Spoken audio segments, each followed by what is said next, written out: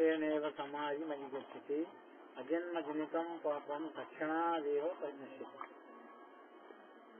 ఓ పార్వతి, జనుడు గురువాక్యము నిమిషం మాత్రం అభ్యాసించుకోవడని సమాధిని పొందుతున్నాడు. పుట్టిన దానిగా ఉత్పత్తి చెందిన సమస్త పాపములు ఆ క్షణమునందే నాశనం చెందుతున్నవి. విశేషవనమునందు అభ్యాసము, సమాధి, అజన్మజనిత పాపము తత్తక్షణాతను పదములను విమర్శనీయములు. అభ్యాసము అనగా అలవాటు చేసుకునుట అని అర్థం. దేనిని అలవాటు చేసుకునుట అని ప్రశ్న. అలవాటు చేసుకోవాలి, సరే ఏమిటి అలవాటు చేసుకోవాలా? అది వరకు తనకు చేతగాని దానిని నేర్చుకునుట ఎందు కొంత శ్రమ పట్టుదల కూడా ఇమిడియే ఉండదు. ఈ శ్లోకమునందు నేను ఎట్లా అభ్యాసం చేస్తున్నారు, ఏకమేవ అద్వితీయం గురు వాక్యేన నిశ్చిత అని అంతకు పూర్వం శ్లోకములో చెప్పబడింది. నేను రెండోది లేని ఏకమాత్ర స్వరూపుడును అని గురువాక్యము చేయించుకున్నవాడు. ఆ గురువాక్యం ఏది? సత్వం అసి అను మహావాక్యము గురువాక్యం. యథాతథ అన్నారు కదా, కనుక నేనే అద్వితీయముగో ఏక వస్తువును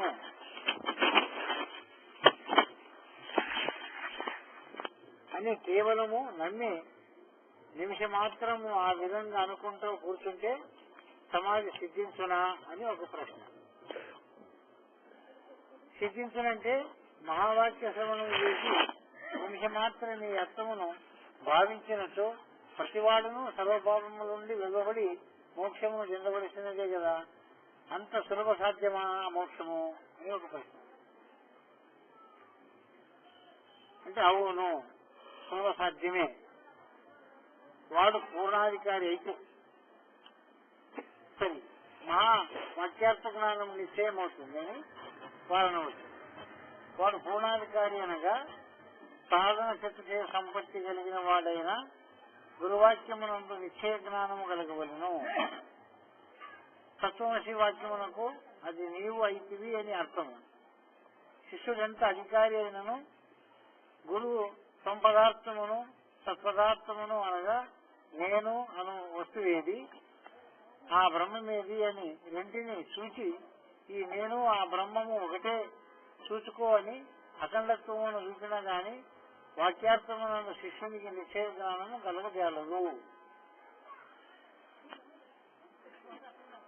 ఎందుకు అంటే గురుగీత యందు స్థావరం జంగమం వ్యాప్తం యత్కించిత్ చరాచరం తత్వం పదం దర్శితం ఏన తస్మై శ్రీ గురువే నమః అని ఒక శ్లోకము, అఖండ మండల ఆకారం వ్యాప్తం ఏన చరాచరం తత్పదం దర్శితం ఏన తస్మై శ్రీ గురువే నమః అని రెండవ శ్లోకము, చిన్మయం వ్యాపితం సర్వం త్రైలోక్యం సచరాచరం అసిత్వం దర్శితం ఏన తస్మై శ్రీ గురువే నమః అని మూడు శ్లోకములు చెప్పినారు.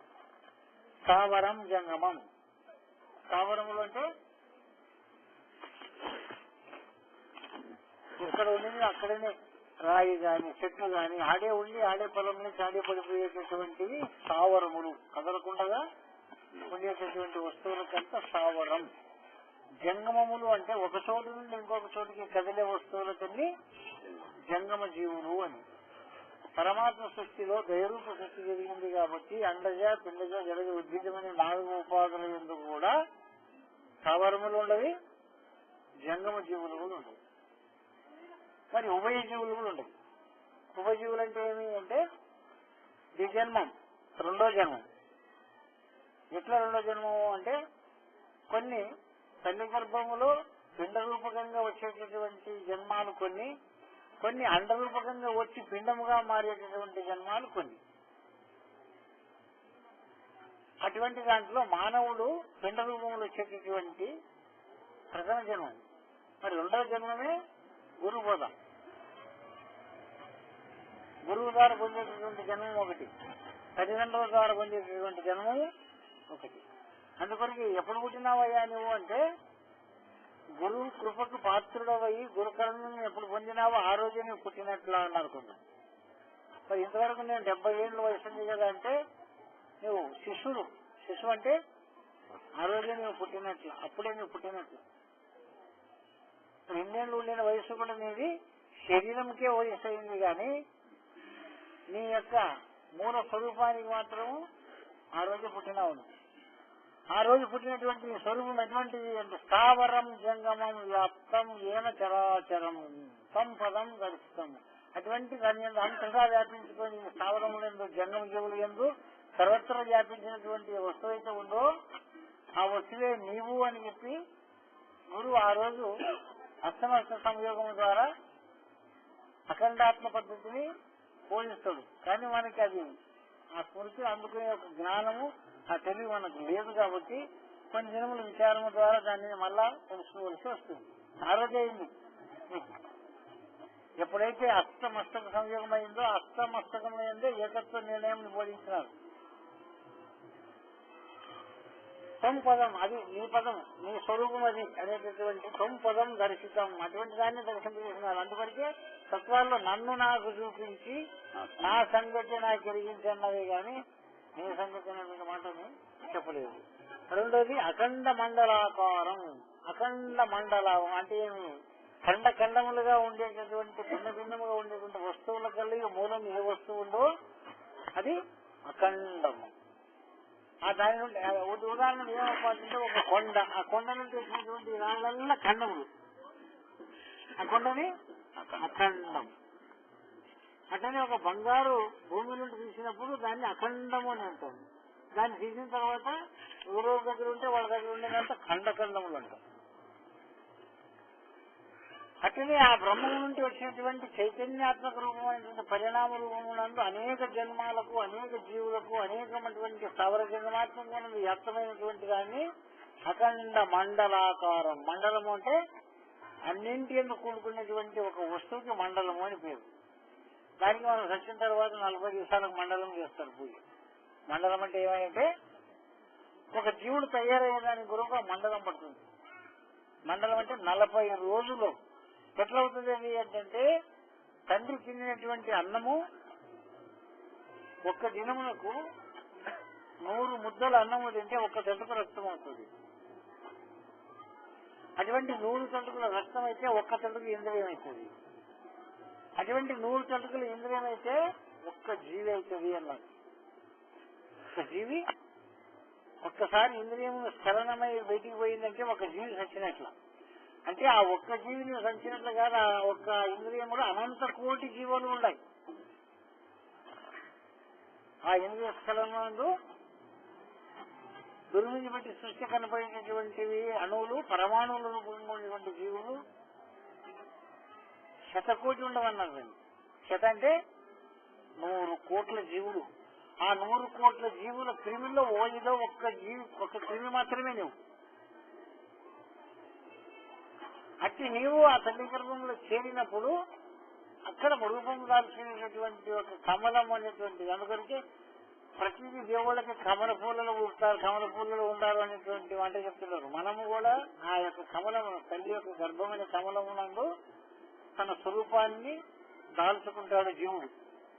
ప్రతి జీవిలో ఉండేటువంటి రసము అన్ని అన్నమే తింటారు. కుక్కలు తింటారు, మనుషులు తింటారు, పిల్లలు తింటవి.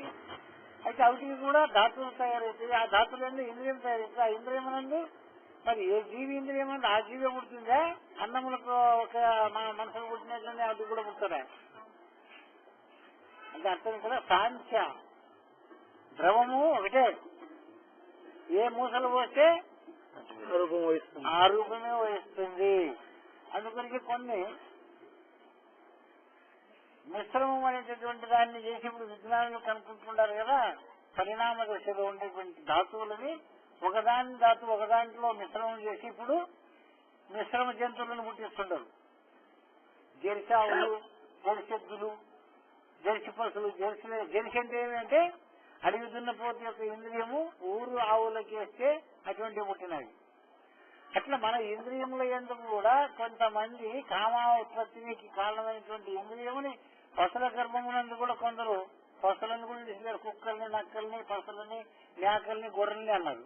మరి అక్కడ ఏమవుతుంది అది ఏంటంటే అది గర్భం కట్టేటప్పుడు ఈ ఇంద్రియం చలనం అయితే అక్కడే మానవ రూపము పొందేటటువంటి జీవుల్లో పదిలకు పుట్టిగా కొన్ని పుట్టడానికి కారణం ఏమేమి విచారం చేసే విజ్ఞానులందరికీ కూడా మిశ్రమము, సీడు, క్రియ, విక్రియ అనేటువంటిది ఇదంతా కూడా అఖండ మండలమైనటువంటి దాని నుండి వ్యాప్తమై ఉన్నటువంటి ఒక పదార్థము. దానికి ఏ రూపము లేవు. అది ఏ రూపములు లేనిది నీ రూపము.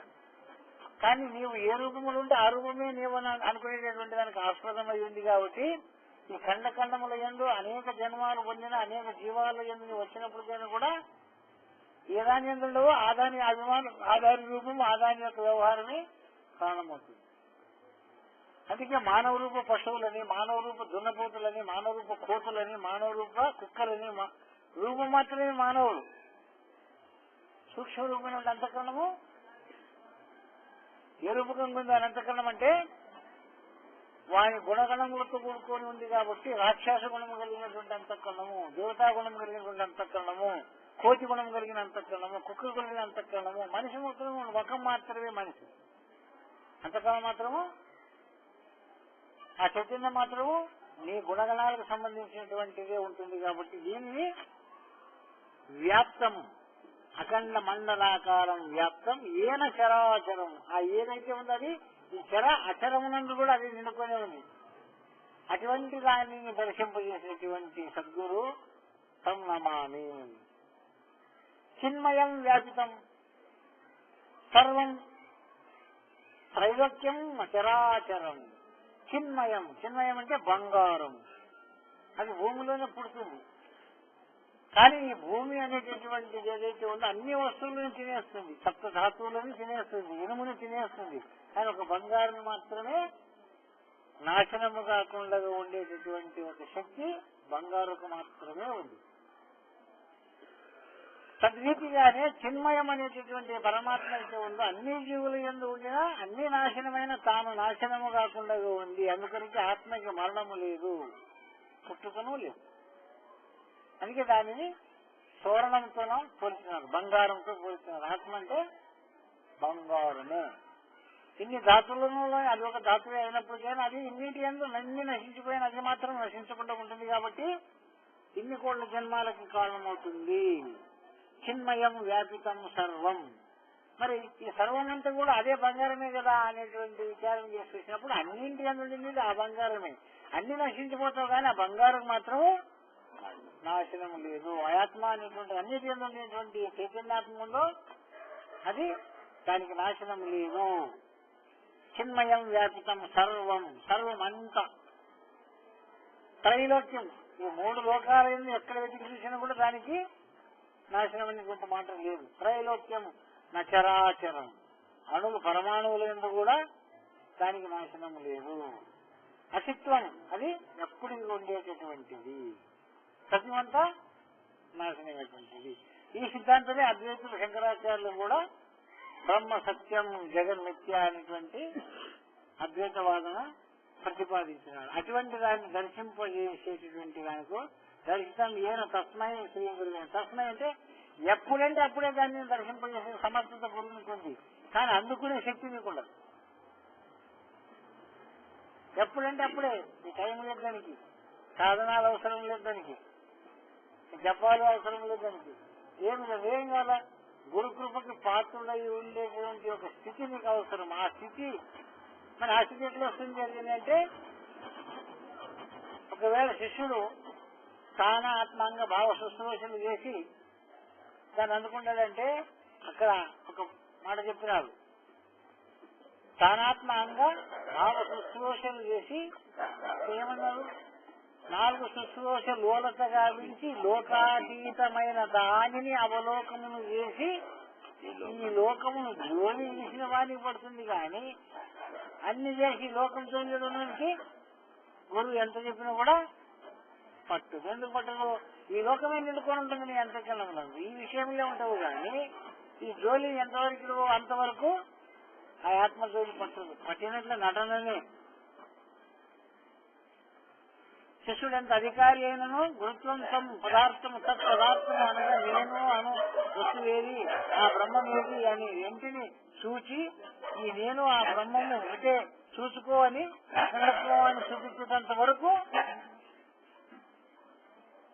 ఈ భ్రాంతి బ్రహ్మ పోదు. ఈ గృహీత శ్లోకంలో ఈ భావం విశదీకరించబడినది. ఆ విధంగా గురువు చూపిస్తేనే తత్వం పదార్థమును ఏకత్వమును దర్శించి శిష్యుడు నిశ్చయ జ్ఞానము కలగగా వాడవుతాడు. అట్టి నిశ్చయ జ్ఞానముతో ఆ అఖండ వస్తువునందు నిమిషము మనసు నిలిపినచో మొదలు మనకి నిశ్చయం కావాల. ఏం నిశ్చయము అంటే ప్రతి వారికి కూడా ఇదే వచ్చింది అన్ని దాంట్లో. ఎందుకంటే కొందరు మేము నామజపం చేస్తామని, మేము హరినామ హరికృష్ణ అనేటువంటివి సదా ధ్యానం చేస్తామని, దాని మీద మేము మగ్నం అవుతామని ఎందరెందరో ఎన్నో రకరకాలుగా వ్యవహరిస్తున్నారు.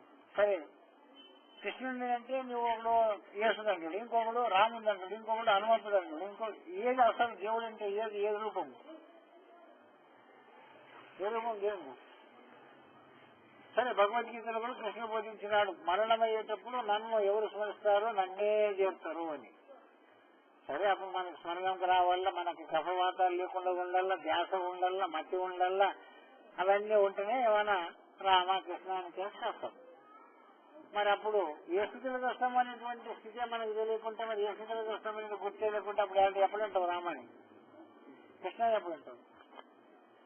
మరి ఎందుకు చెప్తున్నారయ్యా పరమాత్మ ధ్యానం చేసేదనుకుంటే, మనస్సు అనేటువంటి దానికి ఒక తాగిన బోనలో ఉంచినట్టు. ఒక పులిని ఒక బోనులో ఉంచితే ఆధీనంలో ఉంటుంది అని, ఆ బోను ధరిస్తే మళ్ళా దాని ఆటనే. ఇది కూడా అంతే, నీవు నామం ఎంతవరకు జపం చేస్తావు అంతవరకే అది అభ్యాసం చేస్తే కూడా మళ్ళా నామం ముగిసిన తక్షణమే అది డ్యూటీ ముగించుకుంటే తన పని తను చేస్తుంది. అట్లనే మనం ఏం నేర్పుతున్నామో అది నేర్చుకుంటుండదు మనసు. నేర్చుకొని ఏమవుతుంది అంటే ఆవరణం ఏర్పరచుకుంటుంది. అయితే ఇది ఎట్లుంది అని విచారం చేస్తే విషయావరణములను చెందినటువంటి మనసు సదా నీకు జ్ఞాపకం చేస్తుంది. మరి జ్ఞానావరణములు చెందినటువంటి మనసు కూడా తెచ్చేదంటే అది కూడా తెచ్చిస్తుంది. 4 గంటలకు జపం చేయాలని నువ్వు పెట్టుకో, కొన్ని దినములు నువ్వు అభ్యాసం చేస్తే ఆ టైంకి నీకు హెచ్చరికయి ఆ జపం చేపిస్తుంది, ఆ పూజ చేపిస్తుంది, ఆ వదిలికర్లు తిప్పిస్తుంది, ఆ నామాలు చేపిస్తుంది, ఈ బుద్ధులు పట్టిపిస్తుంది, జపమాలు పట్టిపిస్తుంది. జపం చేసుకుంటూ ఉండంటే తన పని తాను వెళ్ళిపోతుంది. ఎందుకంటే నీవు ఎంతవరకు దానిపైన దాన్ని లక్ష్యం పెట్టి ఉంటావు అంటే అంతవరకు అది ఉంటుంది. అది ఇంత ముగిసినాక మళ్ళీ ఏం చేస్తుంది? అది యాగంటే మొదలటి ఎట్లా వచ్చేయంటే నువ్వు చూసినట్లే రంగాన్ని అన్నట్లు ఉంటుంది కదా. మరి ఎట్లా చేసి సరిపోతుంది అని విచారణ చేస్తానంటే, ఆ అఖండ పదార్థమునకు ఈ ఖండ పదార్థమునకు గల సంబంధమును, అందుకే పిండ బ్రహ్మాండములు రెండింటిలో 2 నాములు ఖండములు 4 కూడి అఖండమైన ఎరకరూపు కనరా మా తండ్రి. మరి నేను చెప్పే మాటలు ఏంట్రా అంటే, నువ్వేం జపం చేస్తాను, నా ఉపవాసం చేస్తాను, నా సాధన చేస్తాను, నన్ను ముక్కులు బిగిస్తాను. ఎంతవరకు బిగిస్తావు? ఎంతవరకు పట్టుకుంటావు ఊపిరి? ఎంతవరకు సాధన చేస్తావు? పూకనాకి ఏమన్నా ఒక నరములకి ఊపిరి ఎగిరిపాయంటే కుంభకమైపోతుందంటే పూకనైపోతుంది. అందుకని ప్రతిదం చెప్పినారు, ఏ సాధన నీకెందుకు వీసానికి పనికి రావు. వీసం ఒక ఆనకు కూడా పనికి రావురా, వదిలిపెట్టి ఇవన్నీ ఎందుకు? ఇవన్నీ నీకు మోసం చేసేటువంటి బోధలే ఇవల్ల. మీకు దాంట్లో ఏమో మధ్య కనపడుతుంది కాబట్టి మీరు చంద్రుని చూస్తుంది, మన జ్యోతిని చూస్తుంది, కిరణములు చూస్తుంది, నాగమింటివి. మరి ఈ పట్ల ఎడుతుంటది, ఒక 2 దెబ్బలు 2 గుద్దలు గట్టిగా ఊచి కుర్రని శబ్దం వస్తుంది. ఎట్లా నాదము పిల్లింగోకి 6 బొక్కలేదు, ఒక్కొక్క బొక్కను చూసి ఒక్కొక్క నాదం ఏర్పడుతుంది. చేతిని సప్తవిధ స్వరాలను నడిపిస్తే నడుస్తుంది. మరి దీంట్లో నాదం నడుస్తుంది అప్పటికంటే కూడా నీ యొక్క షట్చక్రాలలో ఉండేటటువంటి ధ్వని ఒకదానికి ఒకటి తాకడం వల్ల ఏర్పడేటువంటి ధ్వనులే ఒకసారి కలిసి శబ్దం వస్తుంది కానీ ఒక శబ్దం రాదు.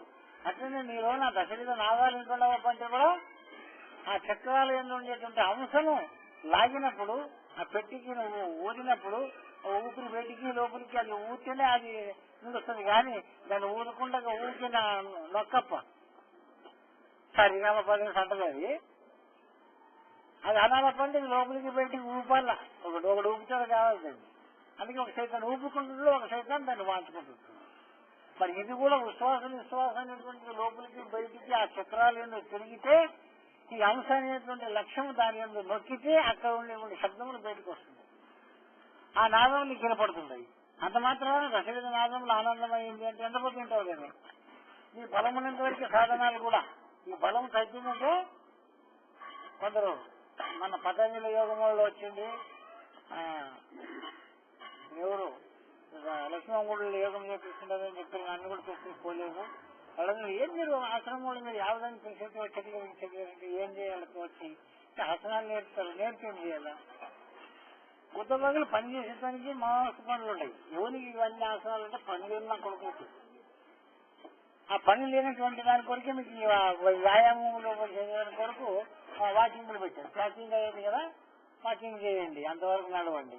మనం ఇంట్లో కట్టెలు పడుతుంది కదా, మనం తోలుతుంది కదా, పులి చెట్లకు నీళ్ళు ఇస్తుంది కదా, కసువులు ఇస్తుంది కదా, ఏం ఇంట్లో పని చేసలేదా? ఏదో కాదు. గుద్దపక్కల మహిళ ఇట్లా పనులు పెట్టుకొని అందరు కూలోళ్ళని పెట్టుకొని చేపించుకునే చెప్పులతో తీసుకోవడం ఒకరు కావాలా?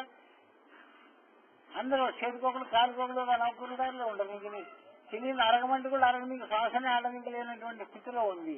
అటువంటిప్పుడు ఏమవుతుంది? ఎందుకు ఇన్ని రోగాలు వస్తుంటాయి అని అంటే శరీరములో చలనాంశం లేనప్పుడే, రక్త ప్రసరణ లేనప్పుడు ఇవన్నీ వస్తుండవండి.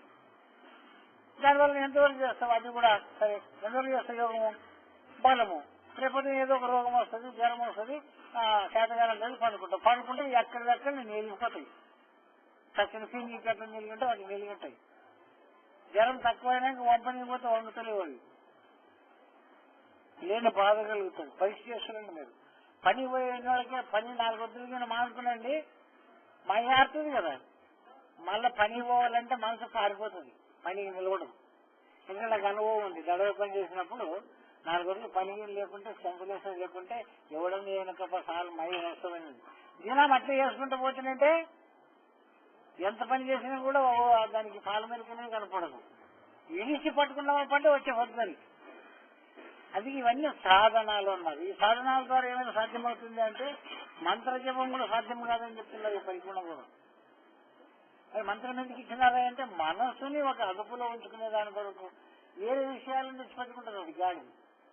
మనిషి ఏం చేస్తుందంటే ఊకే ఉంటే ఎవరినన్నా ఆడుకుంటుంది, ఎవరినన్నా చూసి కుళ్ళుకుంటుంది, అది ఊకే ఉండకే లేదు అసలు. ఏమన్నా ఒకటి చేస్తూనే ఉంటుంది. అందుకే దానికి ఏదైనా ఒక పని పెట్టాలని చెప్పి మంత్ర సాధన మనసుకు, యోగ సాధన శరీరమునకు, మరి జ్ఞాన సాధన ఆత్మకు అన్నారు. జ్ఞాన సాధన ఎందుకు అంటే కారణ శరీరం అనేటువంటి ప్రాణంకి ఏమంటే ప్రాణాయామం. ఒక నియమంగా నడపాల, దాన్ని నియమంగా తినాలి, దాన్ని ఇంకే తినాలి. ఎవరికి సాధ్యమవుతుంది? కూడు కత్తినటువంటి వాళ్ళకి ఇవన్నీ సాధ్యమా? పాలు కావాలి, దానికి చక్కెర పండు కావాలి, బాలపండు తినాలి, ఇంతే తినాలి, ఇచ్చే ఉండాలనేటువంటి యోగంకి కూలి చేసిన సాధ్యమా? ఇవన్నీ సరిపోతుందా? అటువంటి కొన్ని తిని కూడా ఈనాడు గట్టిలేదు. సర్ది తినిపోతాడు, యాదుంటే అది తింటాడు, లేకపోతే ఓటాల పోయి పెరగ తింటాడు. ఏమో ఒట్టు టైం దానికి దొడ్డేది ఒకటి బండికి నూనె వేసేది ఇడిసేది దాని పని. మరి ప్రాణాయామం వల్ల ఏమవుతుందంటే ఆవుష్యం పెరుగుతుంది అంతే, దానివల్ల ఏం జరగదు. ఎందుకు? ప్రాణము ఒక కుక్క 1 నిమిషంకి 30 మాటలు శ్వాస ఆడిస్తుంది. సాంధ్యాల 3 నిమిషములకు ఒకసారి ఆడిస్తుంది. అది దానికి 1000 ఏళ్ళు బతుకుతుంది. మన శ్వాస 1 నిమిషంకి ఎన్ని మాటలు ఆడుతుంది అని ఎప్పుడైనా పరిస్థితి చూసిండవా? 1 నిమిషం మనం గడియారం పక్కన పెట్టుకొని 1 మినిట్లో మనకి ఎన్ని మాటలు కొట్టుకుంటుంది గుండెక. ఎన్ని మాటలు మనం శ్వాస లోపలికి బయటికి తీసుకుంటున్నాం, ఎన్ని మాటలు చెప్పలాడిపిస్తున్నాం. ఇవన్నీ పరిశీలన చేసి చూస్తే యోగ ప్రతిపాదన చెప్పినటువంటి మాట శ్వాసను ఒక నియమితంగా వాడుకోవడం వలన కొన్ని దినం ఎక్కువ బతుకుతాం అంతే. అంతకంటే మీకు ఇంకేం దొరకదు. మరి నామజపం చేయడం వలన ఏమవుతుంది అంటే పదే స్మరించడం వలన దాని స్వరూపము, దాని స్వభావములు అంతఃకరణంలో ఏర్పడతాయి. అందుకొనికి రామనామం చేసినవానికి వాని యొక్క స్వరూపము, రాముని యొక్క స్వరూపం ఏర్పడుతుంది. వెంకటేశ్వర స్వరూపం రాదానికి. ఆంజనేయ నామం స్మరణ చేసేవానికి ఆంజనేయ స్వరూపం ఏర్పడుతుందా, రామస్వరూపం ఏర్పడుతుందా? ఎవరి పేరు వానికి ఒక రూపం ఉంటుంది. అట్లా గురువు అనేటటువంటి దానికి కూడా ఒక రూపం ఉంటుంది, ఒక శబ్దం ఉంటుంది. స్వశబ్దం, గురు శబ్దం. ఆ గురు శబ్దం వాడు ఏం బోధించినాడో వాడు ఆ బోధించిన వాడి రూపం ఉంటుంది. ఇంకొకటి ఎన్ని మాటలు చెప్పినప్పటికీ వాడు బోధించిన వాడి రూపం తప్ప ఇంకొకరి రూపం రాదు. అంతకాదు పరీక్ష చూసుకోండి. మీరు ఎన్ని దేవుళ్ళన్నా మీరు పెట్టుకునండి, కానీ బోధ ఎప్పుడు అయిపోయిందంటే నీ ఆ దేవుని కన్నా నీ యొక్క అంతఃకరణ శుద్ధి కలిగిన తక్షణమే అక్కడ ప్రతిబింబించేటువంటిది వాడు బోధించిన స్వరూపమే. అందుకని దాన్ని ధ్యానముల గురుమూర్తి, మంత్రముల గురువాక్యము. ఏమి మంత్రం అంటే? వాక్యం అంటే ఏమి? వాక్యం అంటే వాడు ఎట్లా చెప్పుకున్నాడో అది నమ్ముకొని ఆ పద్ధతిగా నడుచుకోవడం. నీకేం సంశయం వచ్చింది ఆ సంశయం ఇట్లా పోవని చెప్తే అట్లా పోవడమే నీ పని. కానీ అది వినుకుంటే, ఆ నమ్మకం లేకుంటే అది సిద్ధించదు. అందుకని గురువు పైన నమ్మకం ఉండాలా, ఆ గురువు పైన గుర్తు ఉండాలా, విశ్వాసం ఉండాలా, అప్పుడే దాన్ని ఫలితం పొందుతాడు. అందుకనికి ఇప్పుడు ఆ నమ్మకం ఆ విశ్వాసంతోనే గుండ్రాయి ముక్తి కూడా వాళ్ళ పని అయిపోయింది. అలా ఏం దేవుడు ఏడు మీదే పెట్టి ఒక రాయిని తెచ్చి ఈ ఊటంటే కుంకుమ వేసి నామం వేసి పెట్టి ఎవరో టెంకాయ కొట్టుకుంటూ మొక్కుకుంటూ పోతాడు. వాడు వచ్చి మళ్ళీ జావరు పోతాడు. నీవు చేసి పెట్టిందే కొన్ని నియమాలను పరీక్ష చూసుకో కావాలంటే. అక్కడ ఏ మంత్రం లేదు, తంత్రం లేదు, ఏమీ లేదు. ఒక 2 రోజులకి వెళ్ళి అంటించాడు పెట్టినా వాళ్ళకి ఇంకొకటి వచ్చి 4 టెంకాయలు కొడుతాడు, ఇంకొకటి వచ్చి గుడి కట్టేశాడు. కానీ అదేం అలిగి లేదు, కలిగి లేదు. అది మరి ఎవరు చేసేదాన్ని? ఇవన్నీ ఆర్య సమాజంలో ఉంటే మీకు అర్థమవుతుంది. ఎట్లా హిందూ దేవతలు ముస్లిం దేవతలు ఎట్లా కొట్లాడారంటే ఒక కథ కల్పన చేసినాడు. ఏమి అంటే కొత్తగా పెళ్ళామూరికి పోవాలని వచ్చినాడు. ఆ ఊర్లో మహారాజు వస్తాడని చెప్పి కదా అందరూ దేవుని కొట్టుకొని నిలబడినాడు. ఆ మహారాజు ఇంటికి దాటిపోవాల. ఏం చేయాల? బాబులు భక్తి ఉంది. అప్పుడు ఏం చేశాడంటే వాడు కూటపో అంటారు భూ ఉండేది. అప్పుడు ఇండ్లలో లేవు. ఒక ముసలావిడ ఎవరో వంట చేసి పెడితే అలా తిని అక్కడ నుండి వాళ్ళు వెళ్ళిపోవాలి. ఆవిడ కొర్ర పువ్వు చింతపురుగు కాసింది. వాడు అది పువ్వు తిన్నాడు, కాలోకి వచ్చింది. ఏం చేయాల? ఎట్లయినా అవతలకి వెళ్ళిపోవాలన్నానని చెప్పేసి ఆవిడ పూలు తీసుకొని ఇచ్చేస్తాను లేవాలని చెప్పి నీ అడ్రస్ ఇస్తే నా అవతలకి పూలని ఉంటున్నాను వెళ్ళిపోతానని చెప్పి పూలని ఉంటున్నాను వచ్చినాడు. తీసుకొని వచ్చినాడు. అర్ధంకి వచ్చిన తర్వాత కాలోకి వచ్చేసింది. ఏం చేయలేడు? ఎక్కడ ఉడకాలి ఇప్పుడు? ఆడ ఒక గుండు లేకుంటే ఆ గుండు కాడ పోయి ఎవరు చూడకుండానే కూర్చున్నాడు. కూర్చున్న తర్వాత ఇదంతా కనపడుతుంది ఏం చేయాలని చెప్పి ఆ పుట్టిన ఉండే పూల్ని దాని మీద వేసినాడు. వాడు పూలేసే వాడు ఏరుకునే వాడు కూర్చుని వెళ్ళిపోయేవాడు. పోతే వెళ్ళిపోయి ఎట్లా పోయినా ఎట్లా చేసినా బాగా. ఈ ఒకడు వచ్చి చూసి ఆ పూలను చూసి 2 నిమిషాలు చూడు మొత్తం. ఇంకొకడు వచ్చాయి, ఇంకొకడు వచ్చి టెంకాయ కొట్టాడు దేవుడు పుట్టాడని చెప్పేసి వీడు నాదే నీదని తురుకోళ్ళు నాదని వాళ్ళు ఇందులో నాది. ఇక్కడ వాడు పూజ చేస్తారంటే అక్కడ వాడు పూజ చేస్తారంటే ఎవరికి రాసినారు? ధ్యాన సరస్వతి 35 ఏళ్ళైనా నా కథ కలిగింది. తర్వాత ఏమైంది? అది జగడాలైంది. కోని కథలు కలిపి వచ్చింది. మహారాజు దగ్గరికి పోయింది. మహారాజు మంత్రిని పంపించినాడు. యాదేవుడు అది ఏమి అని దాన్ని పరిశీలన చేయండి అని. అయిన చేత పూలు పడేవి. అవన్నీ తొలగియాలి కదా. అన్ని తొలగించి లోపల చేపెట్టి ఏముండదు. ఇట్లనే బీర్బల్ కథల్లో కూడా ఎక్కువ చెడా సాబ్ అనేటటువంటి కూడా ఒక కథ వేస్తున్నారు. మహారాజు పూట ఎత్తుకొని పోయి పెట్టి బీర్బల్ని పూజ చేసి అదొక దేవుని గుడి దర్గానే కట్టించినాడు. వాళ్ళు కొన్ని ఏట్లతో చేసిన జాతర జరిగినాడు. అంత అయిన తర్వాత మహారాజు నమస్కారం చేయకపోతే పట్టుకొని అడిగినాడు. నీ సభ్యులు నేనే పట్టుకుంటావా అన్నాడు. ఏమేంటంటే ఏమి లేదు, దాంట్లో ఉన్నది నీ ఊటి అంటాం. ఊటికి ఇంత అన్నమనా, ఇంత జాతరనా, ఇంత ఇది అంటే నాకు పెడుతుంటే కానీ పాపం వస్తుంది. యథారాజు సదా ప్రజలప్పుడు నువ్వు రాజుకి అందరూ మొక్కేవాడు కాబట్టి రాజు దేవునితో సమానం అని చెప్పి నేను పెట్టిందని అందరూ మొక్కేవారు. ఏం తప్పలేదు. ఎవరు మొక్కినా రాజు దైవతో సమానం అన్నారు కాబట్టి నీకు మొక్కినా నీ సభ్యులు మొక్కిన కూడా ఏం తప్పలేదని చెప్పి నేనే పెట్టినాను. ఇంకొక ఎవరు చెప్పొద్దు అన్నాడు మహారాజు. ఈ విషయం నడువుకోకపోతే నువ్వు చెప్పిందంటే పక్కన పగలు కొడితే అంత పాడైపోతుంది. చెప్పినావు నాకు ఇంకా సాధించుకుంటా. ఎందుకు అట్లా చేసేవంటే హిందూ మతంలో కానీ ముస్లిం మతంలో కానీ అభిమానంతో చేసుకున్నటువంటివి కానీ వాడు ఎంత చెప్పి కూడా మహారాజు ఒప్పలేదు. ఒప్పుకుంటే వాడిని ఒప్పించడానికి ప్రత్యక్ష ప్రమాణంలో చేసి చూపిస్తున్నారు మహాకవులు. గురువులు కూడా అంతే, శిష్యులు ఇదంతా చెప్పి వినలేదు. విన్నప్పుడు ఏం చేస్తాడు, ప్రత్యక్ష ప్రమాణం వాడికి కలిగించేంత వరకు, వస్తునిచ్చే జ్ఞానం కలిగేంత వరకు వాడు నమ్మడు. కాబట్టి ఇక్కడ స్థావరం అనేటటువంటిది, అఖండమైనటువంటిది, చిన్నమైనటువంటిది వస్తునిచ్చే జ్ఞానం కలిగించేటప్పుడు నీవంటే ఏమి, దేవుడంటే ఏమి అనేటువంటి వస్తునిచ్చే జ్ఞానం ప్రతి వానికి గురువు కలిగించినప్పుడే వానికి అఖండాత్మ సాక్షాత్కారం అవుతుంది. ఈ గురుగీత శ్లోకంలో ఈ భావం విశదీకరింపబడింది. ఆ విధంగా గురువు చూపిస్తేనే సత్వం పదార్థములు ఏకత్వమును దర్శించి శిష్యుడు నిశ్చయ జ్ఞానములు గలవాడవుతాడు. అంతవరకు నిశ్చయం కావాలి. ఎన్ని చెప్పినా, ఎంత భోజనా, ఎన్ని పూజలు చేసినా, ఎన్ని జపాలు చేసినా, ఎన్ని ప్రయాణాలు చేసినా కూడా నిశ్చయ జ్ఞానం మాత్రము కలగదు. కాబట్టి ఏమన్నారు దీన్ని, గురుముఖ్యైన జ్ఞాతవ్యం అన్యతా శతకోటి గ్రంథం కిం ప్రయోజనం. గురుముఖతో దాన్ని తెలుసుకోవాల్సిందే కానీ స్వయముగా నేను తప్పించి నేను పూజ చేసి చేసుకుంటానంటే కూడా సాధ్యపడదు. అందుకే గురువు అవసరమైనది.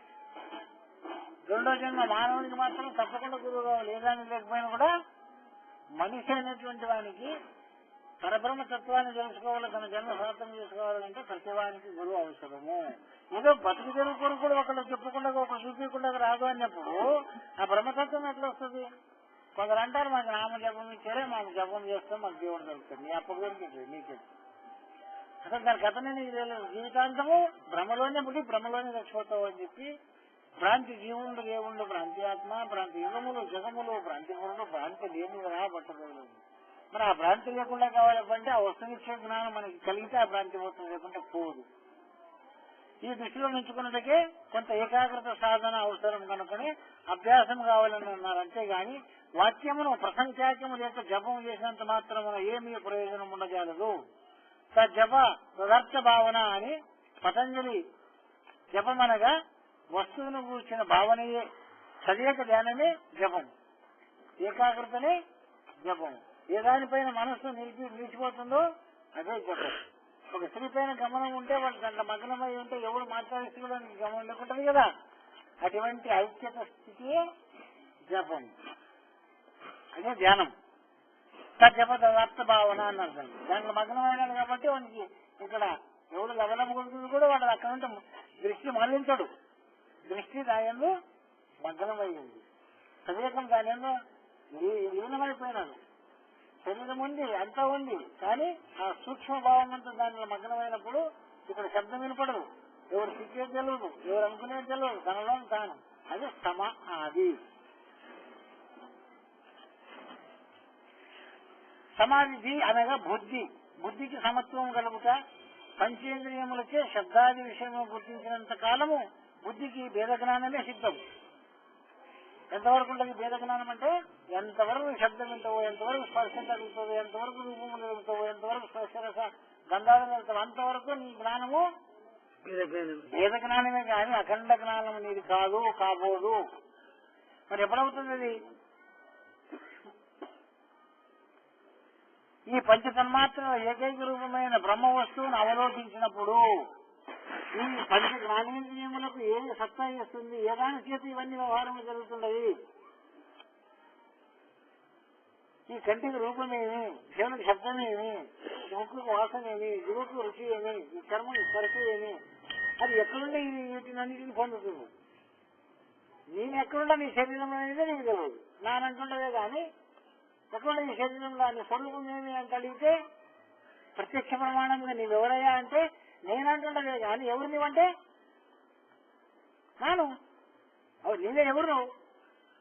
నువ్వు రామన్నా కామన్నా మామన్నా గద్వార పద్వార ఏదో పేరు చెప్పుకుంటున్నావు. అవన్నీ నేను అడగనయ్యా నీవెవరు?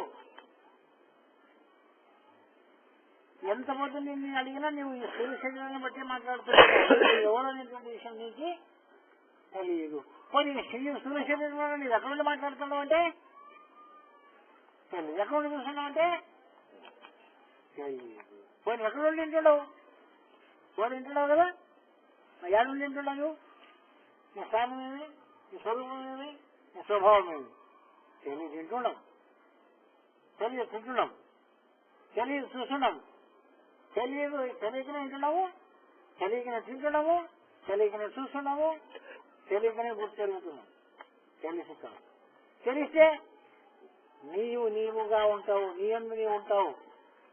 అటువంటి నిన్ను నీకు చూపించినటువంటి మాట యందు సమబుద్ధి కలిగి ఈ పంచేంద్రియములకు ఏకైక రూపమైన బ్రహ్మ వస్తువును అవలోకించినప్పుడు ఈ విషయ జ్ఞానం అంతా నశించబోతుంది. అప్పుడు విషయ జ్ఞానం ఉండదు, అక్కడ కేవలము బ్రహ్మజ్ఞానము. అందుకే దాన్ని పరమ సుఖము అని పిలుస్తున్నారు. బ్రహ్మజ్ఞానం ఎట్లా కలుగుతుంది అంటే ఏమైనా శ్లోకమే ఉంది, బ్రహ్మానందం పరమ సుఖము. అది కేవల జ్ఞానానికి వ్యక్తమవుతుంది. ఈ విషయ జ్ఞానానికి, ఈ శబ్ద జ్ఞానానికి, రూపరసగంధ జ్ఞానాలకు అది వ్యక్తం కాదు. కేవల జ్ఞానం. కేవల జ్ఞానం ఎట్లుంటుంది? అది తానుగానే ఉంటుంది, అన్నింటిని చూస్తుంది, తానుగానే ఉంటుంది, అన్నింటినీ ఉంటుంది, తానుగానే ఉంటుంది, అన్ని మాట్లాడుతుంది, తానుగానే ఉంటుంది, అన్ని స్పర్శిస్తుంది, తానుగానే ఉంటుంది, అన్ని చూస్తుంది, తానుగానే ఉంటుంది, అన్ని రుచులను చూస్తుంది, తానుగానే ఉంటుంది. దీనినే అద్వైతులు తాను అరగడే ముక్త అని బోధించింది. తనను తాను తెలుసుకున్నప్పుడు మోక్షం అవుతుంది అంటే అది కూడా కాదని పరిపూర్ణ ధనువులు కొట్టేసిన వల్ల తన్ను తాను ఎదిగితే మోక్షం అన్న మాటలు సున్నలాయ అన్నది ఇంకా ముందులు పోయింది కూడా.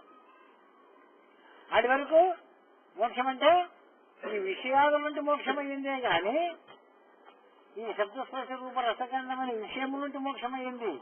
నిన్ను నీవు తెలుసుకున్నావు, ధన్యుడమైనావు, సంతోషము. కానీ నీకు విడుదల కాదు, జన్మ వల్ల విడుదల కాదు.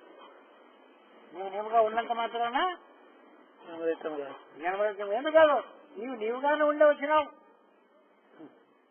నీవుగా లేకుంటే ఇడికండి ఫిజిన కోసం నీవుగానే ఉండే ఇన్నింటికి పరిణామాలకి కారణమైనవు.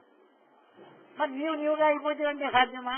అందుకే వరకు ఆత్మైక్యమైన వానికి కూడా మోక్షము, ఐక్యమైన అన్నవాడిని కూడా జన్మరహితం కాదు, బ్రహ్మైక్యమైన వాడిని కూడా కాదు. అందుకని నీవు వాడిని ఉపమానం ఇచ్చినారు. ఎటువంటి వచ్చినావే అంటే ఈ వర్షము సముద్రం నుండి వచ్చిందా? ఆ సముద్రం నుండి వచ్చి మేఘముల ద్వారా వచ్చి భూమంతా కురిసింది, నదీ నదములుగా, కుంటలుగా, చెరువులుగా పారింది, అన్నిటికీ ఆధారమై ఉంది. అది మళ్ళీ పోయి ఎక్కడ చేరుతుంది అంటే సముద్రం చేస్తుంది. అయిపోయిన తన స్వస్థానం చేరుకునే కదా ఇంత వ్యవహారంలో చేసి మళ్ళా పోయి ఆ నీళ్ళన్నీ అడిగిపోతాయి. ఇప్పుడు ఏర్లు, కుంటలు, నదులు అన్ని తిరిగి రాశికి అడిగిపోయి చేరుతాయి, సముద్రంలో చేరుతాయి. అయితే ఐక్యమైన మళ్ళీ అవి కాదా, తిరిగి రాదా? అట్లనే నీవు ఆత్మయందు ఏరిపోతే అన్నప్పటికైనా కూడా మళ్ళీ నీ జన్మ మరణం తప్పలేదు. ఎందుకు అంటే ఆత్మ నుంటే కదా వచ్చింది. మొదలు ఎట్లుంటే వస్తుంది అంటే ఆత్మయందు అనేకం ఆకాశము వేయించిన ఆకాశం అనిలంబం ఉంటే అనిలంబం వలన అగ్నివోత్రులు, అగ్నివోత్రుల వలన అప్పు వలన అవనిస్తలి, ఓసురుములు, అన్నము, నలులాది సకల జంతువులు ఎలంబులాది. ఈ రీతి పరమాత్మ మాయ వలన ఇంతవరకు ఆ పరమాత్మ మాయ నుంచి వచ్చాయినావు, ఆ మాయను తొలగించుకొని ఆ పరమాత్మను చేరిపోయినావు. అయిపోయిందా అంటే కాలేదు. ఎందుకో అక్కడ నుండి వచ్చినావు, అక్కడ పోయి చేరినావు. కుప్పలు పడుకుంటా కష్టపడి ఆడికి పోయి చేరుకున్నావు. చేరుకున్నా మళ్ళీ నేను చెప్తుంది ఎందుకు? అది కాలచక్రమురా, ఇది కర్మచక్రము. ఈ శరీరంలో ఉన్నంత వరకు నీకు కర్మ లేదు. తగ్గడం కర్మనే, మోసడం కర్మనే, చూడడం కర్మనే, వినడం కర్మనే, తినడం కర్మమే, నువ్వు లేవడం, కొసలడము, ఇవన్నీ కూడా పంచీకరణం. నువ్వు పరిశోధించినప్పుడు కర్మమున ముక్తి జంతు, కర్మమున వృద్ధి పొందు, కర్మమున జడు, కర్మము జనులకే దైవము, కర్మనే సుఖ దుఃఖము కల్ల కారణం. మరి అక్కడ సుఖ దుఃఖము నీకు కనపడకపోయినప్పటికైనా కాలచక్రం నిన్ను నిలవనీయగల, ఈ కర్మచక్రం మీద ఉండనీయగల. అందుకని ఎంతటి అవతార పురుషులు వచ్చి ఎవడు నిలబడలే. కృష్ణుడు నిలబడలే, రాముడు నిలబడలే, ఆంజనేయుడు నిలబడలే. అవతార పురుషులు కాదు, దేవుళ్ళు వచ్చిన కూడా ఎవడు నిలబడలే. బ్రహ్మజ్ఞానం కలిగిన వాళ్ళు నిలబడే. ఎంత యోగము చేసిన వాడు కూడా కృష్ణుడు ఎవడు నిలబడలే. ఎక్కడ వెళ్ళాలి? అందుకొరికి కర్మ యందు ఉండలేవు, కాలమునందు నిలవలేవు అని. అక్కడ పచ్చ లేదు, ఇక్కడ స్థిరం లేదు. ఏదైనా స్థిరంగా ఉందామనుకుంటే ఇది ఉండని. పోనీ అక్కడన్నా చేరుకున్నామా అంటే అక్కడ పచ్చలేదు. దానికి ఏమన్నా స్థిరం లేదు, పరమన పచ్చలేదు, నోరు మీద గాడి అన్నారు. ఎవరు? పరిపూర్ణ భావగుణులు అన్నమాట. నోరు మీద ఎందుకు మేల ఊరికి వదులుకుంటూ కూర్చుంటా. ఏమో తెలిసిన వాళ్ళు లెక్క. ఎన్నో వేదాలు చదివి ఉన్నాను, ఎన్నో పురాణాలు చదివి ఉన్నాను, ఎన్నో శాస్త్రాలు చదివి ఉన్నాను. నాకు అంత తెలుసు, ఇంత తెలుసు. నేను ఎన్నో సాధించున్నాను, సిద్ధి చెందిన్నాను. అలా అవతార పురుషులు కాలేదంటే నాకు కొట్టుకుంటే నీవేమో అది చేసిన ఇది చేస్తున్నావు. దేవుడని నా కొడుకుకే కాలేదు, ఎవడు ఉండలేదా? నీవేముంటావు?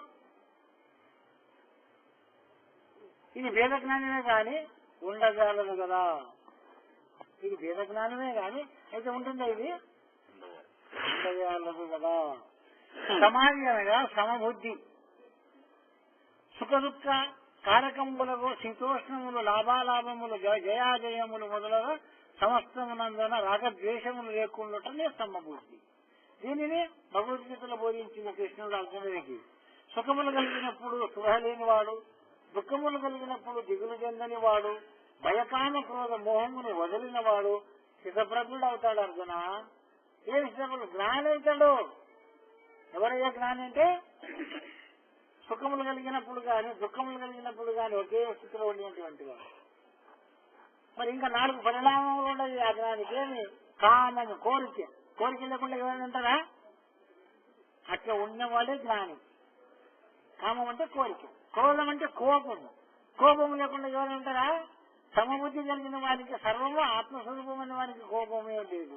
పరిణామ దశలో ఉండే వ్యవహారమే కానీ అంతకల్లా కోపం లేదు. కామం, కోరిక లేదు. మోహము, ప్రీతి కూడా లేదు ఎవరి మీద. మరి పిల్లల మీద లేదు. మరి వ్యవహారం చేస్తుంది కదా, చేస్తుంది కదా. అంతగానే తన స్వరూపంలోనే తాను ఉంటాడు కానీ ఈ వ్యవహారంలో ఉండేలా ఉండని వాడే. అందుకే వాడు అశరీరుడు అని పిలిచినాడు. అక్కడ వాడికి కామం అనేది లేదు, క్రోధం అనేది లేదు, మోహం అనే ప్రీతి లేదు. కొన్ని భయం అనేది ఉందే. ఇంకే వంకాయల భయం, సాగు కంటే పెద్ద భయమే లేదు కదా. ఇది శాశ్వతంగా ఉండదు అన్నప్పుడు ఇంక భయపడేది ఏముండదు. అటువంటి భయమును, మరణ భయమును కూడా జయించినటువంటి వాడు జ్ఞాని, స్థితప్రజ్ఞుడు. అటువంటి విషయ జ్ఞానములు వానికి లేవు. ఆ రెండు మన సమబుద్ధి ఎట్లా కలుగుతుంది అంటే 2 మనకు కనపడుతుంటాయి. సుఖం ఉంది, దుఃఖం ఉంది. మంచోళ్ళు ఉండరు, చెడ్డోళ్ళు ఉండరు, పాపాత్ములు ఉండరు, పుణ్యాత్ములు ఉండరు, లంజలు ఉండరు, పతివర్తలు ఉండరు. మరి వీళ్ళందరూ సమబుద్ధి కలిగి ఉండడానికి సాధ్యమవుతుందా నీకు అనేటువంటి మాటకి ఏమంటున్నాడు? సమబుద్ధి అమృతం, విషం. ఈ రెండును ఎంతో విరుద్ధ పరములు నిచ్చుతున్నాయి. విరుద్ధ ధర్మములు గల భిన్న వస్తువులు వీళ్ళ యందు సమబుద్ధి ఎట్లు కలుగును అని ప్రశ్న చేస్తారు. ఆ 2 విరుద్ధ వస్తువుల యందున్న సామాన్య ధర్మము గుర్తించినచో ఆ వైరుధ్య భాషలు సమబుద్ధి కలుగును. ఈ అమృతామృతములు ఎడబుట్టినవి, ఈ ఆలాహలములు ఎడబుట్టినవి. క్షీరసాగరం అమృతములను మంతనం చేసినప్పుడు విషం పుట్టింది, అమృతం పుట్టింది. అయితే మనం సంసారం చేసేటప్పుడు మంచి వస్తుంది, చెడు వస్తుంది. మంచి ఏదైతే కోరుతాం, చెడ్డదైతే ఏడుస్తాం. కష్టం వచ్చిందంటే దేవుని కూడా చేస్తాం. సుఖము కలిగిందంటే లాభాలు వచ్చినామంటే దేవునికి కళదిగలు వస్తాం, టెంకాయలు కొడతాం, చాట్లకు వస్తాం, దేవుని చేస్తాం, పూలారాలు చేస్తాం, టెంకాయలు వంకాయలన్నీ వస్తాం. మరి నష్టమైందంటే దాడికి గోడు. బోధకొచ్చిన శిష్యులందరూ మరి గురువాక్యం అందరూ అంటుండదు. మరి నీకు ఎలా నష్టం కలుగుతుంది, స్థలం పోయింది అంటే నీకు పూకున్నట్లు ఎవరు నా ఇంట్లో నాకు ఇట్లా అయిపోయింది, నా చిన్న నాకు ఎట్లా అయిపోయింది అని అంటారా? సాధ్యమే లేదు. అది అయితే పోతుంది. నేను నడిపించాలని వస్తుందా? నేను ఇట్లా కష్ట నష్టం ఉంటే కూడా వస్తుందా? సుఖం ఉంటే వస్తుంది. నాకు ఏదో లాభం అనేది తప్పంటే ఆమె తల్లి పిల్లగలిగితే ఏమైనా దుఃఖములు కూడా వచ్చినప్పుడు చేసినటువంటి వాళ్ళు కావాలా పూజలు. దుఃఖములు వచ్చినప్పుడు కూడా గురు దర్శనం, గురు సేవ చేసేవాళ్ళు కావాలా. వస్తారా? కష్టం ఉంటే వస్తారా, నష్టం ఉంటే వస్తారా? కష్ట నష్టాలకు రావాలి, కష్టం ఉంటుంది. అందుకే ఒకవైపు వ్యవహారమే కానీ 2 వైపుల వ్యవహారం కాదు. 2 వైపుల వ్యవహారం కలిసిన వాడే జ్ఞాని. ఇది కారణరూపము. ఎందుకంటే ఈ కార్యకారణం రెండు, వీటికి మూల కారణము క్షీరసాగరమే. అట్లనే మనకు సుఖ దుఃఖములకు కారణము ఈ జ్ఞానమే. అందుకే గురువు మూలం లేని గుర్తెరిగే శరీరం ఏం లేదని బోధించినాడే కానీ సంసారం ఏం లేదని బోధించలే, నీ పుట్టుక ఏం లేదని బోధించలే, నీ నిద్ర బోధి ఏం లేదని బోధించలే, నీ సుఖ దుఃఖములు ఏమి బోధించలే, నీ భార్యతో సుఖ సంతోషంగా ఉండే వద్దని బోధించలే. ఏం బోధించినాడు? మూలము లేని గుర్తెరిగే శరీరం ఏమి లేదరా అని చెప్పి బోధించినాడే కానీ ఎందుకు లేదన్నాడని చెప్పి నీకు దాన్ని విచారించినావా? అది లేకుంటే ఈ రెండు లేవు. ఆ గుర్తెరిగే జ్ఞానం లేకపోతే సుఖం లేవు, దుఃఖం లేవు, పూజ లేదు, పాజ లేదు. మరి అటువంటి స్థితిని కలిగించేటటువంటిది బోధ. అట్టి కారణరూప ఆత్మస్వరూపమును గుర్తించినందునే తన యందు అఖిల భూతముల యందు నొకభంగి సమయ తత్వమున ప్రహ్లాదుడు నడవగలిగే. అందుకే ప్రహ్లాదుని తన తండ్రి నూనెకళలో పెట్టినంట అన్ని సినిమాలు చూపిస్తూ వస్తుండము. ఆ మీద కొండ మీద పారేసారంట. పారేసిన శరీరం ఏమైపోతుంది? సునాసునకలు కాదా? మరి ఎట్లా వాడో బతకగలిగే? విషము తాగినప్పుడు ఎందుకు కాయలేదు? అగ్నివేసినప్పుడు ఎందుకు కాయలేదు? ఇది సాధ్యమేనా? ప్రపంచంలో ఇది నడిచడానికి సాధ్యమేనా? అటువంటి భక్తి ప్రత్యయ అనేటువంటిది నీ హృదయం నందుంటే అది తప్పకుండా ఆరూపకంగా అందరూ నువ్వు పీడించినా ప్రపంచంలో కూడా శక్తుల్లో నేను అందరూ పీడించేవాళ్ళు ఉంటారు. అవన్నీ కూడా సమయతత్వాన్ని ఆ పరమాత్మని ఈ రూపంగా చెప్పేటప్పుడు మనం ఏం చేస్తాం? మన మనసుకి అట్టించినా అట్లా చేస్తూ ఉండాలి. సమబుద్ధి కలిగి వర్తిస్తావా? వర్తిస్తే నేను ఎవడేం చేస్తూనే ఉన్నాను. ఆ ప్రవాదులు ఆ రూపంగా సమబుద్ధి కలిగి వర్తించినాడు. నీరుడు పారేసి, అగ్గిలేసి, విషమదాపురి, పులుల ఎందు పారేసి, పాములు కూడా గొంతులకు తెచ్చేసింది. నీ వేసిన కూడా సమబుద్ధి కలుగుంటావా? అన్నిటి ఎందు ఆ పరమాత్మడే ఉన్నాడు, నా గురుడే ఉన్నాడు అనేటువంటి స్థితి, నా దేవుడే ఉన్నటువంటి స్థితిలో ఉంటావా? నాకు జుమ్మన్నదా? అంటే వినపడతావు. సమయతత్వం ఎక్కడొస్తుంది నీకు? ఎప్పుడొస్తుంది నిర్మల స్థితి? పాముల మీద పొరలాడినప్పటికీ కూడా ఆ భయభ్రాతులు ఏమి కొంచెం ఎక్కువ సత్యపడు సామాన్య జీవితం లేనికి అది కొడుతుంది, అది వస్తానని జీవితం చేరుకుంటుంది. అన్నిటి ఎందు ఆత్మనే చూసేటువంటి వానికి అది కొడుతుంది. అట్లా లోకభంగి అంటాడు. అన్నిటి ఎందు ఒకే తత్వం, ఒక్కటే ఉండదు, నేనే ఉండను, అన్నిటి ఎందు ఉండను అనేటువంటి అఖండ జ్ఞానం కలిగిన వానికి ఆ పాములు కూడా వానికి మిత్రులే ఇస్తారు, పులులు కూడా వానికి మిత్రులే ఇస్తారు. ప్రపంచంలో ఉన్న ప్రతివాడు శత్రువులు అనేటువంటి వాడు కూడా వానికి మిత్రులేగానే ఉంటాడు. వాడిని ఉదయం లేదు కదా, వాడు ఎవడైనా ఎంతైనా చేసి వాడే చిన్నగా తగ్గుతాడు.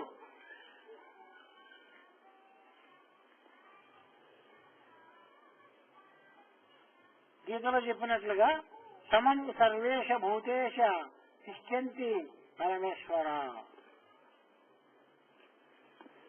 సమం సర్వేష, సమం అనేటువంటి అన్నింటి ఎందు సమబుద్ధి కలిగి వర్తించినటువంటి వాడు సర్వేశ్వరుడు. భూతేశ్వరుడు, అన్ని భూతములు ఎందు వాడే ఉన్నాడు. తిష్టంతి అంటే అన్నింటి ఎందు వాడు తిష్ట వేసుకొని ఉన్నాడు. జాగ చేసుకొని దానినే ఉత్కమల మధ్యంబున అంటాము. అణుమాత్ర ప్రదేశంబున పరమాత్మ హృదయ స్థానం నిలిచి ఉండడం అని చెప్పి మనం భద్రాద్రిలో ఎన్నుకుంటున్నాం.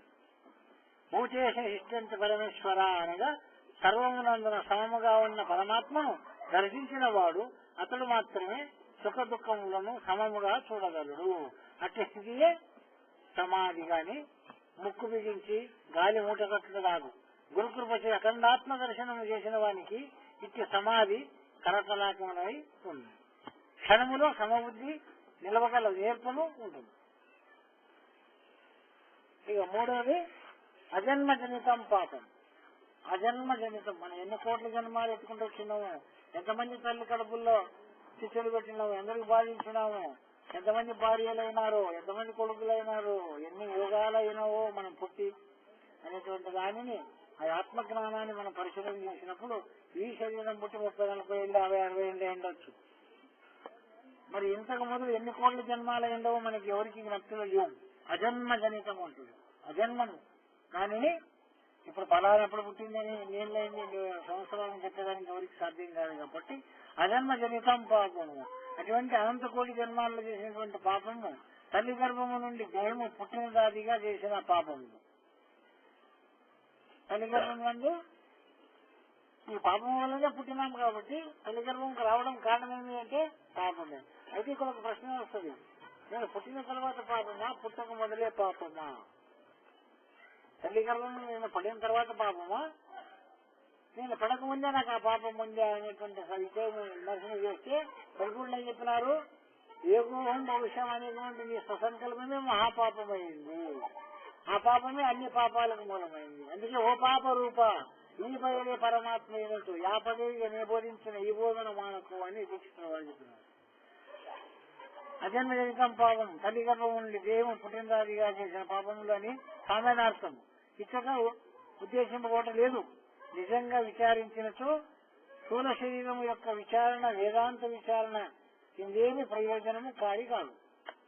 ఈ స్థూల శరీర విచారం ఏమంత విమర్శన చేయవలసినటువంటిది కాదు, ప్రయోజనం కూడా లేదు. నిజంగా విచారించినచో స్థూల శరీరం యొక్క విచారణ వేదాంత విచారణ ఇందేమి ప్రయోజనం లేదు. జనన మరణాలు బంధమోక్షాలు మొదలగునవన్నీ పొందుతున్నావని అనుకునే సూక్ష్మ శరీర విచారణయే ముఖ్యం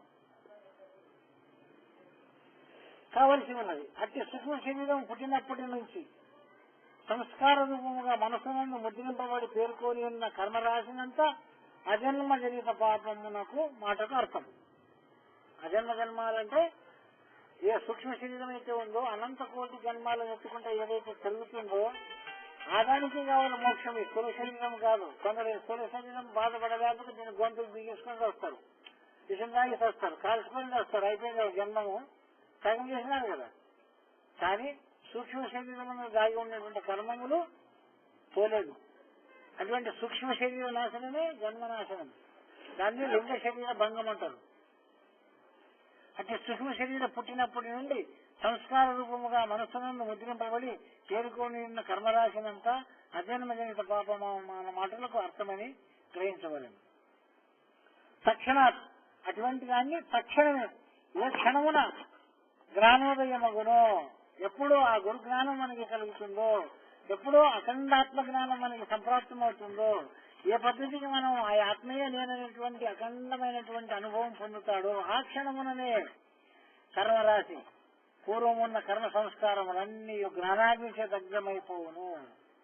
ఆ జ్ఞానం కలిగిన తక్షణమే ఎంత చీకటైనా ఉండదు, ఒక జ్యోతిని వెలిగించిన తక్షణమే ఆ చీకటి ఏ రూపంగా పటాపంచమవుతుందో ఆ రూపకంగా ఈ సూక్ష్మ శరీరంలో సంస్కార రూపంగా అనంతకుడి జన్మ పాపాలన్నీ కూడా నేనెవరు ఆ బ్రహ్మం ఎవరు అనేటువంటి అఖండ జ్ఞానం ఎప్పుడు కలిగిందో అప్పుడే ఆ పాపములంతా నశించిపోతాయి. అది కలుగుకుంటే ఎన్ని పూజలు చేసినా, ఎన్ని మొక్కలు మొక్కినా, ఎన్ని జన్మాలు ఎత్తినా ఆ పాపనాశనం కాదు. తక్షణాత్ ఏ క్షణమున జ్ఞానోదయమగునో ఆ క్షణంలోనే పూర్వమున్న కర్మ సంస్కారములన్నీ జ్ఞానానికి దగ్ధమైపోవును. ఇది ఎట్లా? ప్రారంభం భోగతో నశితే. ప్రారంభము మనం భోగిస్తున్నాం ఇప్పుడు. అందుకనికే గురువులైన వాళ్ళకు కూడా కష్ట నష్టాలు వస్తుంటది, శరీర రోగాలు వస్తున్నది. ఏమైపోయిన గురువుగా ఇతను బ్రహ్మం తెలుస్తున్నాడు కదా, ఇతనికి రోగం వచ్చినప్ప అంటే ఏమని అర్థం ఉంటుందా? ఇది భోగ శరీరము, అది అనుభవించడానికి వచ్చినది కాబట్టి ప్రారంభము భోగతో నశితే. ఈ భోగించడం వల్ల నశించిపోతుంది మన ప్రారంభం. తత్వజ్ఞానం సంచితం. ఆ తత్వాన్ని తెలుసుకోవడం వలన సంచితం మిగిలినటువంటిది అనంతకోటి జన్మాలు వచ్చినటువంటి సంచితం అంతా నాశనం అయిపోతుంది. మరి చెప్పబడినది తత్వజ్ఞానైన సంచితం అని చెప్పబడినది గీత ఉంది. భగవాను జ్ఞానాగ్ని సర్వకర్మాణి భస్మాత్ కురతే తదా అని సెలవిచ్చినాడు. మరి ఇక ముందర మనం ఈ జన్మంలో చేసుకుంటూ పోతాం కదా కర్మాలు, మరి ఈ పాపాలు ఎట్లా పోతాయంటే అది గురుని ఆత్మజ్ఞానము తెలిసినటువంటి వారికి కర్తృత్వ కర్మాచరణ చేయడం వలన ఈ జన్మంలో చేసిన పాపాలను అంటుకోదు. కుమ్మరి పురుగు బురదలో ఎట్లా ఉంటుందో అంటుకోకుండా అట్లా గురుని ఆత్మజ్ఞానం కలిగి వర్తించిన వారికి ఈ జన్మం పాపములు కూడా మనకు అంటవు. మరి ఆ వెనుక తెచ్చుకునేవన్నీ భోగంతో నశించిపోయినవి, జన్మ జన్మాంతరంలో దాగి ఉండినవన్నీ జ్ఞానం కలగడం వలన పోయినవి. ఈ త్రివిధ తాపత్రయాలు నశించిపోయినవి. ఆగమ సంచిత ప్రారంభములు 3 పోయిన తర్వాత ఏం కలిగేవాడు? పాపనాశనం, సర్వనాశనం అన్నారు. అందుకే గురుదర్శనం కర్మనాశనం.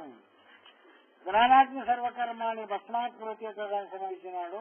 అయినను ఆ క్షణమునందే ఎట్లో నశించను అని శంక కలగవచ్చు. అఖండాత్మ దర్శనము గావించినప్పుడు వానికి వ్యక్తి మనసు ఉంటుందా?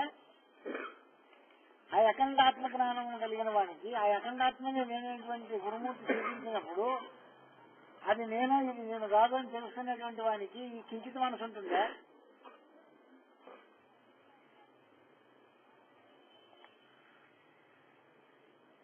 సృష్టి వ్యక్తి మనసు ఉంటున్నా దేని యందు లగ్నం అవుతుందో మనసు ఆ రూపమే వహిస్తుంది. ఇప్పుడు ఏ దాని మీద లగ్నం అవుతుంది? మనసు అఖండాత్మ మీద లగ్నం అవుతుందా? విషయాల మీద లగ్నం అవుతుందా? నీవు శరీరమును కావు, నీది కాదు, ఇది నీవు కాదు అనేటువంటి అఖండ జ్ఞానం గురుమూర్తి ద్వారా నువ్వు తెలుసుకున్నప్పుడు నీ దృష్టి అంతా అక్కడ ఉంటుందా? ఇది నేను అనేటువంటి దృష్టి ఉంటుందా? ఇది నాది నేను అనేటువంటి మాట బాడిగ ఇల్లు వండినోడు ఎవరు యాగిళ్ళ మీద అంటే గిరే ఇల్లు అంటాడు. బాగుంది అంటే కాదు నాది కాదు బాడిగ అంటాడు. నాది అంటాడు, నాది కాదు అంటాడు. ఏం రెండు మాట్లాడతావు కదా నువ్వు అంటే నేను ఉన్నాను కాబట్టి నాది, నేను అడిగితే అది ఏమన్నా మాలికి వానసత్వానికి ఇడిచిపెట్టిపోయేది. అట్లనే ఇప్పుడు ఈ శరీరం కూడా అప్పుడు ఏమంటున్నాడు తత్వజ్ఞాని బాడగ ఇల్లు. ఇంతవరకు ఏమన్నట్టుండే నాను నాది అనేటటువంటి అజ్ఞాన దశ ఉండినప్పుడు పలికిన పలుకు జ్ఞానం కలిగిన తర్వాత తక్షణమే ఇది నేను కాదు, ఇది నాది కాదు. గురుదీక్ష ఇది. ఈ చూపు గురువు ఇచ్చినాడు, ఈ వాక్కు గురువు ఇచ్చినాడు, ఈ ఆరోగ్యం గురువు ఇచ్చినాడు, ఈ స్తోత్రము ఈ జ్ఞానము కూడా గురువు ప్రసాదించినటువంటిది. వాని జ్ఞానము ద్వారా నేను జ్ఞాని అయ్యి నానాన్ని నిలిగితే నరకమే. అందుకని పరిపూర్ణ ప్రమోదయందు ఎంతవరకు ఇది నీలగాంటుంటున్నాయి అంటే అఖండ జ్ఞానం కలిగినప్పటికీ కూడా నేననేటువంటి మూర్ఖత్వం పోతుంది. అప్పుడే దానికి ముఖ్యంగా అప్పుడు తలవంచవలసింది ఎప్పుడయ్యంటే అఖండత్వం కలిగినప్పుడే గురుసేవ చేసేది. కానీ ఖండత్వం చేసేవంతా చేయకుండా ఉంటాయి. అజ్ఞానం వాడు చేసేంటే చేయకుండా మరి ఎప్పుడు చేయలేడు. అఖండ జ్ఞానం కలిగినప్పుడే గురుసేవ, అఖండ జ్ఞానం కలిగినప్పుడే గురుభక్తి, అఖండ జ్ఞానం కలిగినప్పుడే కింకరత్వము, అప్పుడే శంకరుడు అవుతాడు. ఈ అజ్ఞానం ఉన్నాడు శంకరుడు అవుతాడా? శంకరుడు ఎప్పుడు అవుతాడు? కింకరత్వం ఊడినప్పుడు శంకరుడు అవుతాడు. అందుకని గురువులే కూడా గురువులు ఎందుకు సేవిస్తున్నారా? ఇందులో మీకు గురువులే కదా ఇంతమంది శిష్యులు ఉండరు. నీ గురువుకి 10 మంది ఉండరు, నీకు 3,000 మంది శిష్యులు ఉండరు. నువ్వు అతని భక్తుల్లో కదంటే అతని ఇచ్చిన భిక్ష వల్లనే 3,000 మంది అయినారు. అతని ఇచ్చిన భిక్ష వల్లనే నేను ఇంత వాడని అయినానా? అతని భిక్ష లేకుండా నేను అయినా? మరి ఎవరి జ్ఞానం చేసి నేను ఇంత వాడిని అయినానో వారిని మరిస్తే ఆ జ్ఞానం ఉంటుంది మనకి. ఎవరి బోధ ఈని ఎవరి ద్వారా మనం ఆ బోధని ఆ జ్ఞానాన్ని పొంది వారికి ఏం తెలుసు వారికి ఏం తెలియదు అనేటువంటి మూర్ఖత్వం మాట్లాడితే ఏం చేయాల? నరకం దొరకదా? సమీపమే ఉంది నరకం.